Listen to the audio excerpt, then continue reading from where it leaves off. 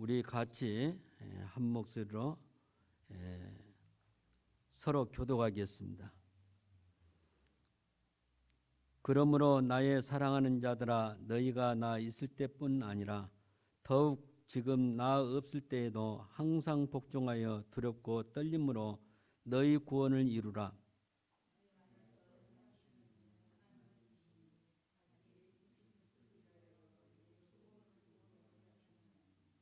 모든 일을 원망과 시비가 없이 하라.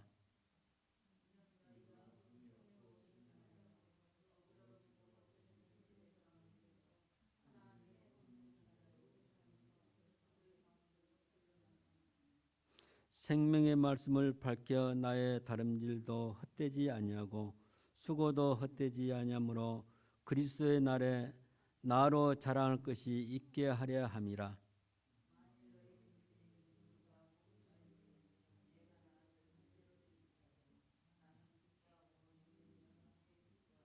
우리 다 같이요.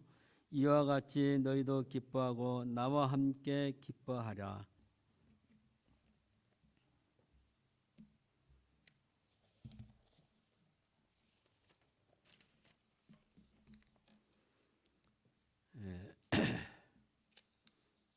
오늘 말씀의 제목은 여러분의 교환과 같습니다. 세상의 빛과 같은 그리스도의 흠없는 자녀, 다른 말 표현하면 그리스도의 흠없는 자녀로 빛된 생활하라, 그 말입니다. 사도는 동역자인 디모데와 함께 빌립보 교회에 편지를 합니다. 사랑한 제자이며 영적인 자녀인 빌립보 교회를 향해서 애정어린 마음으로 로마 옥중에서 친히 편지로 신앙을 격려하고 있습니다. 빌립보서는 교리를 가르치는 교리서가 아니고 우리 신앙을 어떻게 바로 살게 할 것인가를 안내해 주는 우리 생활 지침서라고도 할 수 있습니다. 우리는 그것을 기대하면서 각자의 신앙을 비교하고 부족한 점이 있다면 채워나가는 이 기회가 되길 바랍니다.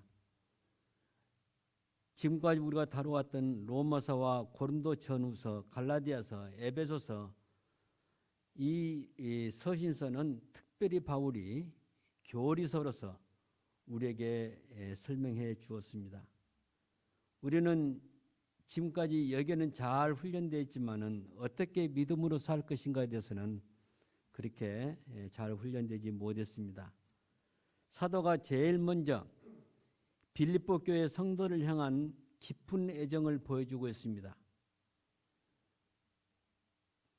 빌립보서 1장 8절에 내가 예수 그리스도의 심장으로 너희 무리를 위하여 어떻게 사랑하는지 하나님이 내 증인이시니라. 이 말하는 것을 보아서 얼마나 사도가 빌립보 교회 성도들을 사랑했는지를 알 수가 있습니다. 영적으로 낳은 믿음의 자녀들입니다. 그렇기 때문에 비록 로마 옥중에 갇혀 있는데도 멀리서 그 빌립보 교인들을 생각하며 사랑하는 마음으로 이 편지를 쓰고 있는 것입니다. 사도의 마음은 빌립보 성도들을 기억하면서 마음으로 사랑할 뿐만 아니라 기도로 함께하는 것입니다. 그들의 신앙을 영원의 목자이신 예수 그리스도께서 인도하심을 믿고 자신은 순전히 관리하는 입장에서 이 편지를 통해서 격려합니다. 고린도전서 3장 6절에 보면 이런 표현이 나옵니다. 나는 심었고 아볼로는 물을 주었으며 오직 하나님은 자라게 하셨나니, 이런 표현으로서 말합니다. 사실 바울은 개인적으로는 선생님이지만은 또 복음을 직접 전해주는 사도였지만은 항상 마음의 자세는 내가 그들의 어버이가 되고 머리가 된다, 그런 생각보다도 자기는 하나님 그 목장에서 하나의 관리자라고 생각했던 것입니다. 바울은 고린도 교회에 대해서도 아볼로와 함께 관리자였을 뿐만 아니라 오직 잘하게 하시는 이는 하나님이시다, 이걸 강조하는 것입니다. 왜 그러냐면 당시 고린도 교회는 분파가 있습니다. 나는 바울파다, 나는 아볼로파다, 나는 하나님파다, 나는 예수파다, 나는 누구파다, 이런 식으로서 파를 막 나눴는데 바울과 아볼로는 아무것도 아니다. 하나님이 친히 잘하게 하신다. 하나님이 주인이시다. 하나님이 아버지시고 우리의 왕은 하나님이다. 이것을 말해주고 있습니다. 그렇기 때문에 나는 심었고, 물론 이 말 보면 바울이 고린도 교회에 복음을 전했던 사실입니다. 아볼로는 물을 주었다. 아볼로는 그 후임으로 와서 고린도 교회를 목회를 했던 것입니다. 사도의 애정 어린 그 첫마디가 나의 사랑하는 자들아 너희가 나 있을 때뿐만 아니라 나 없을 때에도 항상 복종하여 두렵고 떨리므로 너희 구원을 이루라, 그렇게 말합니다.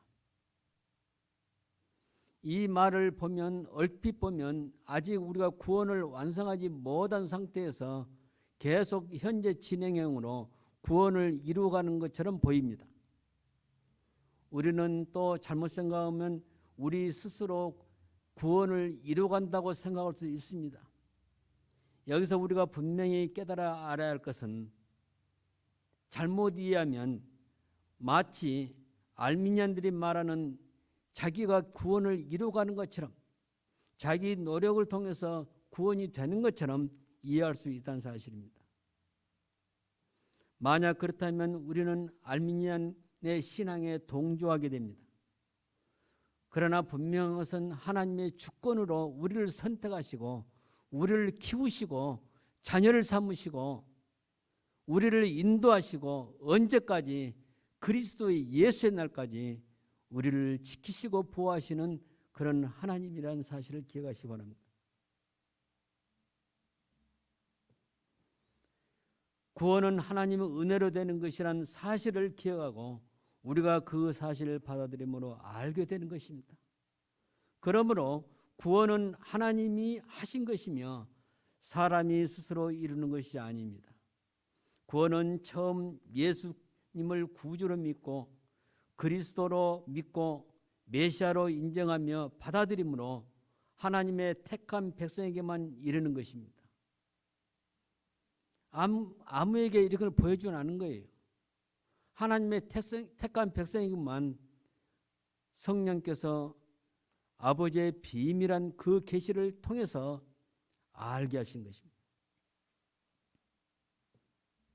구원받은 성도는 바로 예수님을 믿는 순간부터 영원히 자라갑니다. 그래서 우리 흔히 쓰는 말로 태신자가 있고 영신자가 있고 또 뭐냐면 성인신자가 있고 이렇게 자라가는 것입니다. 우리가 읽었던 빌립보서 1장 28절에도 그런 말 나옵니다. 구원은 하나님께로서 났다, 이렇게 말하고 있습니다. 이미 구원받은 성도는 하나님의 뜻을 적극적으로 추구하고 자신의 영적인 성장에 힘쓰고 생활의 열매를 맺으며 구원을 개인의 삶에 적용하는 것이 바로 신앙생활이라는 사실입니다.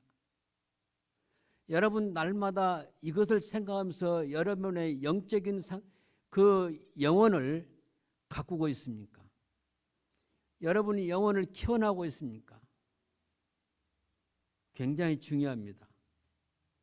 내 신앙이 머물러 있다면, 내 신앙이 3살에 머물러 있다면 여전히 어린아이요. 내 신앙이 12살에 머물러 있다면 여전히 어린아이입니다.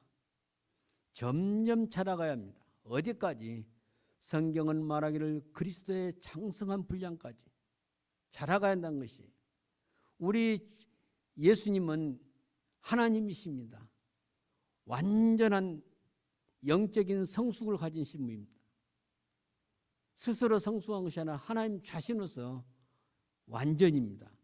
우리는 그까지 도달하도록 신앙을 키워가야 해요. 그러기 위해서는 우리는 두 가지를 해야 합니다. 무엇을 해야 합니까? 영적인 음식을 먹고 영적인 호흡을 해야 하는 거예요. 영적인 음식은 성경 말씀이에요. 성경 말씀을 하나의 어떤 도덕서로라든가 이런 일반 교양서로만 생각하면 안 됩니다. 성경 말씀 매일의 양식입니다.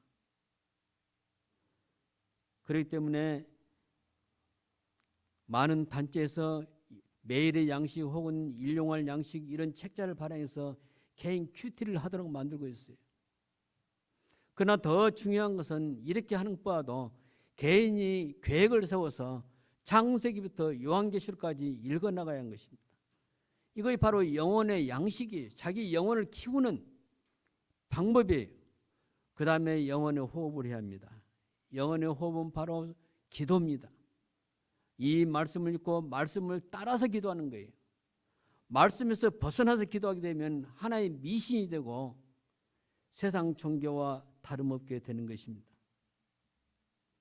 우리는 이 말씀과 기도로 자라갑니다. 하나님 말씀을 잘 묵상하면서 이것을 내 생활에 적용하게 됩니다.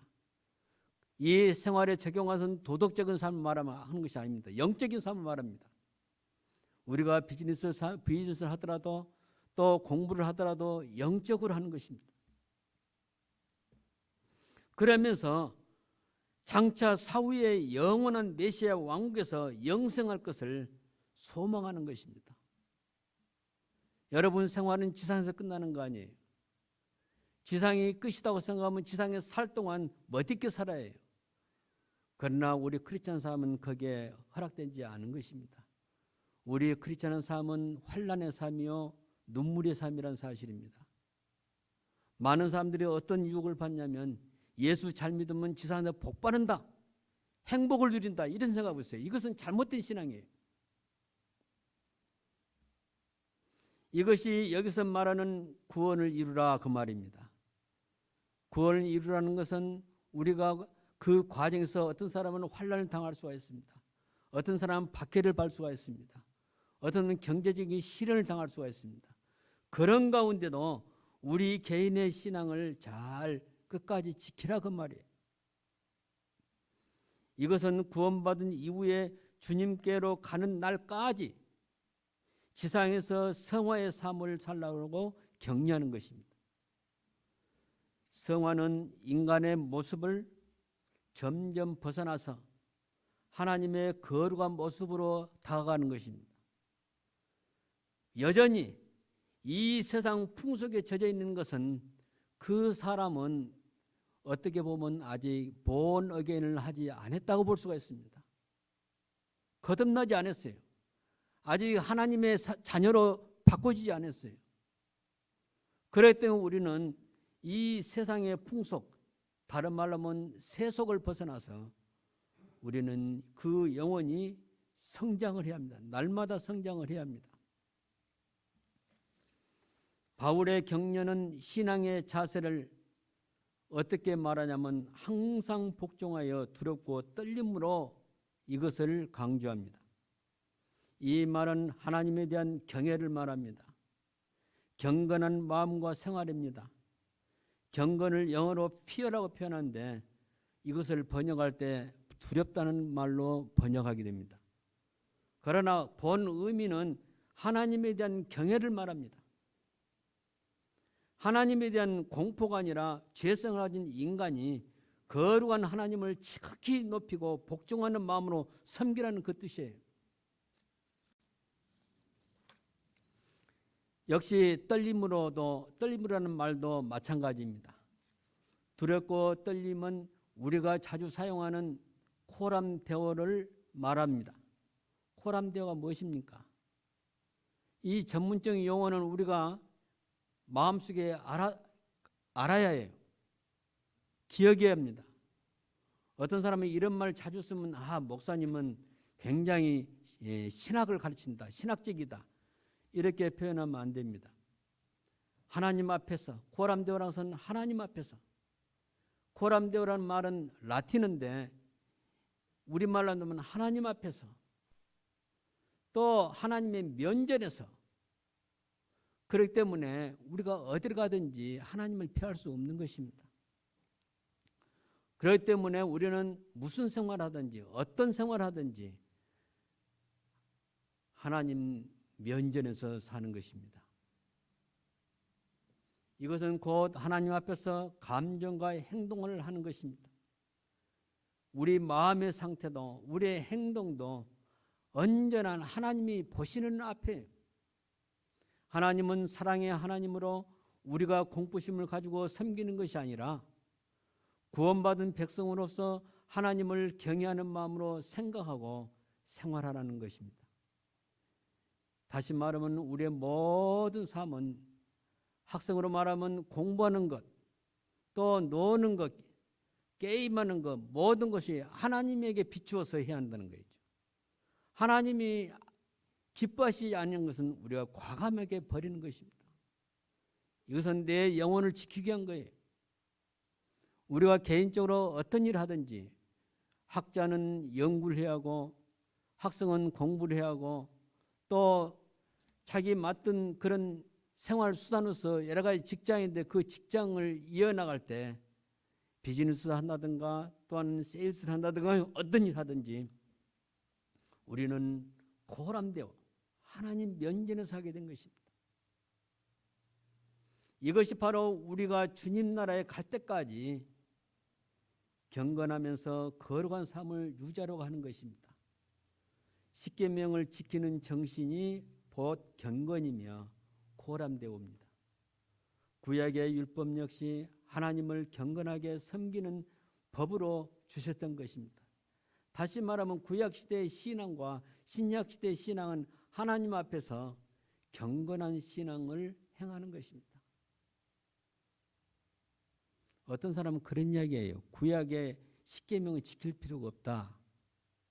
신약시대는 은혜의 시대고 자유의 시대고 축복의 시대이기 때문에 우리가 뭐 제멋대로 살아도 하나님이 우리에게 복을 주신다, 이런 생각하고 있어요. 그것이 아닙니다. 우리의 구약의 율법의 요구를 예수님이 십자가에서 다 이루셨지만은 그리스도 안에서 우리는 하나님을 경외하며 살아야 하는 것입니다. 그 다음에 너희 안에서 행하시는 이는 하나님이시니 자기의 기쁘신 뜻을 위하여 너희로 소원을 두고 행하게 하시나니, 이 말씀을 생각해 보겠습니다.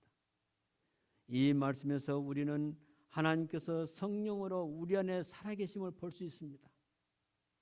성령에 붙들린 사람은 개인의 생각과 의향과 목표와 행동까지도 하나님이 주관하고 계심을 볼 수 있습니다.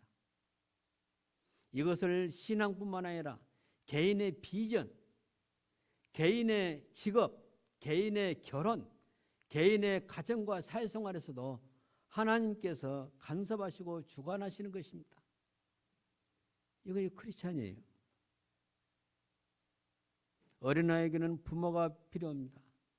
아직 성숙하지 못하기 때문에 부모가 간섭도 합니다. 부모가 지도도 합니다. 말할 때는 매도 때릴 수 있습니다. 마찬가지로 우리 신앙생활에서는 하나님이 주관하신 것이 바로 우리 신앙생활입니다. 이것은 성령이 우리 안에 계심으로 가능합니다. 이렇게 하신 이유는 하나님의 기쁘신 뜻을 위해서 우리가 사는 것입니다. 하나님께서는 그렇기 때문에 그의 기쁘신 뜻을 우리 마음에 주었고 우리 마음속에 소원을 두고 행하십니다. 그 소원대로 우리가 행동하게 하시는 거예요. 여러분, 우리가 사랑할 때 우리가 도박을 한다 합시다. 이것은 하나님의 소원이 아니에요.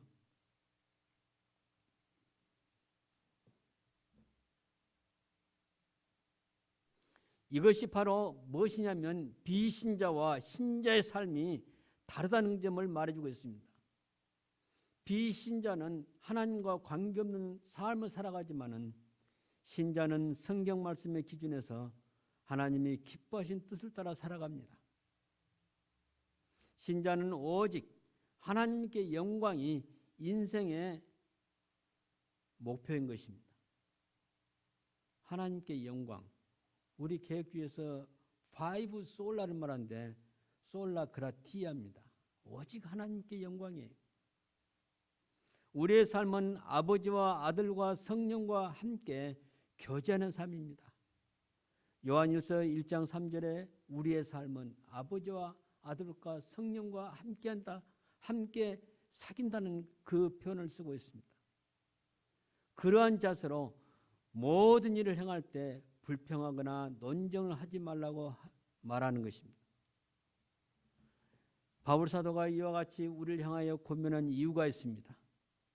그것은 우리가 이 세상, 곧 어그러지고 거스리는 세상에서, 어떤 주석을 보니까 어그러지고 거스린다 그 표현을 뒤틀린다 그 표현을 썼어요. 뒤틀린다. 이 세상은 뒤틀린 그 모습이에요. 어그러지고 뒤틀리는 세상에서 하나님의 빛의 자녀로 나타나기 위해서입니다. 누가? 이 자리에 앉아있는 저와 여러분이. 직접적으로는 바울은 빌립보 교인들에게 말하지만은 오늘 우리가 들을 때 우리에게 하는 말입니다. 바울이 우리에게 권면하는 말이에요. 격려하는 말이에요. 이 세상, 곧 어그러지고 거스리는 세상에서 하나님의 빛의 자녀로 나타나기 위해서라고 말합니다. 세상은 무엇을 말합니까? 세상은 부패하고 거짓이 난무하며 진실을 찾아볼 수 없는 악한 지대인 것입니다. 우리는 그 가운데서 항상 노출되어 있는 거예요. 그 가운데서 우리들이 하나님의 자녀로서 흠없고 완전하며 순결한 하나님의 빛이라는 것입니다. 그렇게 함으로 생명의 말씀을 드러내는 것입니다. 흠없다는 말은 거룩하다는 말입니다. 말로만 행동으로 겉으로 나타나는 거룩이 아니라 심령으로 하나님의 형상을 닮은 그 상태를 말하는 거죠. 순전하다는 말은 깨끗한 상태를 말합니다. 물론 도덕적으로 깨끗해야지만은 하나님과의 관계에서 성경을 비춰볼 때 우리가 깨끗한 모습이 되어야 합니다. 말로만 흰 옷 입는 것이 아니라, 말로만 그리스도의 옷을 입고 그리스도의 의의 옷을 입는 것이 아니라 우리 심령이 변화되어서 깨끗한 그 모습을 나타내는 것입니다. 구약시대의 제물은 흠없는 것으로 드려졌습니다. 하나님은 거룩하기 때문에 그 하나님께 드려진 제사마도 흠없는 거예요. 주로 제물로 사용된 것은 양과 염소와 소였는데 발가락이 부러졌다든가 발톱이 빠졌다든가 꼬리가 잘렸다든가 이런 것은 제물이 될 수가 없습니다. 어딘가나 흠이 있던 거예요. 우리는 완벽할 수는 없지만은 하나님을 닮아가야 하며 가급적이면 하나님의 형상을 입어야 한다는 것을 말해주고 있어요. 우리가 지상에 사는 신앙생활은 영적인 제사입니다. 이 영적인 제사에서 바로 흠없고 순결한 완전한 삶을 살아야 한다는 것을 사도 바울은 강조합니다. 지금 사도 바울은 여전히 로마의 옥중에 있을까요? 사도 바울은 로마의 옥에서 순교를 했습니다. 지금은 영적으로 잠을 자고 있습니다. 예수님이 부활할 때 우리와 같이 동시에 무덤에서 일어나서 주를 맞이할 것입니다. 그 바울이 로마 옥중에서 오늘 우리에게 말씀하십니다. 그 다음에 그리스도의 예수의 날이라는 말이 나옵니다. 이 말은 장차 주님의 심판대에 서는 날을 말합니다. 우리 주님께서 재림하시고 수많은 천군과 천사를 대동하고 천사장의 나팔소리와 함께 공중에서 강림하신데, 그때 우리 살아있는 자들은 영적으로 호련히 변화하고 이미 세상을 떠난 믿음의 성도들은 무덤에서 부활하여 우리 주님을 맞이할 것입니다. 그 다음은 무엇입니까? 그 다음은 심판이에요. 우리가 심판대에 선 날까지 우리가 그렇게 되기를 바라는 것입니다. 바울은 끝으로 빌립보 교회 성도들의 신앙의 희생제물과 봉사위에 자신이 순교할지라도 기뻐한다고 말하고 있습니다. 마지막에 보면 이러므로 하나님이